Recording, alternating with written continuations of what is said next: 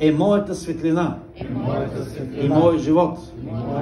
Той е храна за духът ми. Той е храна за душата ми. И здраве за тялото ми. Аз живея според Словото ти днес. Всеки ден. И аз заявявам, че Неговата могъща сила действа и работи вътре в мен. И сега, докато размишлявам върху Него и внимавам да правя всичко, което Той казва, Твоето Слово става за мен жива реалност.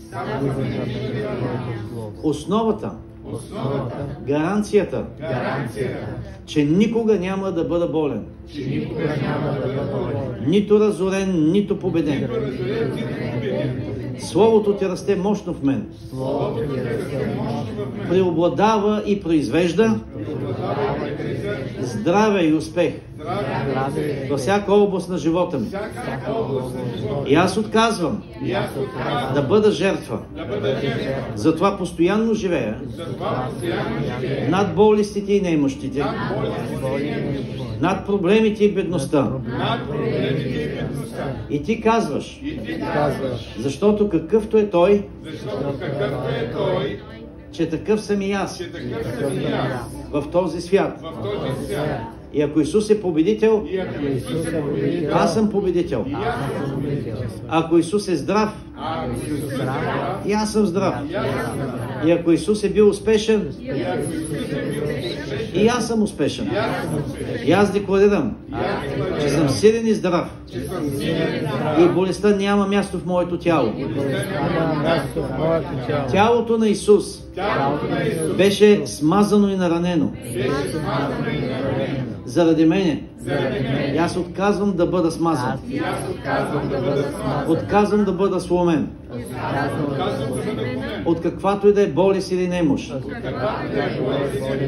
Божието помазание върху мене.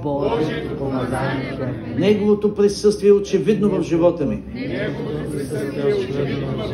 И аз декларирам, че преживявам и се движа в чудотворното изцеление.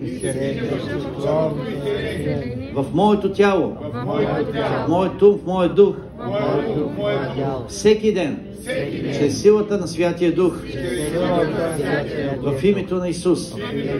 Аз съм по-висш от Сатана. Следователно Той няма власт над мен. И по-великият живее в мен. Той е силният на деня. И никаква болест и никаква немощ не могат да живеят в моето тяло. Моето тяло е храмът на Святия Дух. Следователно е лишено от всякакъв вид на болести. Амин. Нека дадем цялата слава на нашия Бог.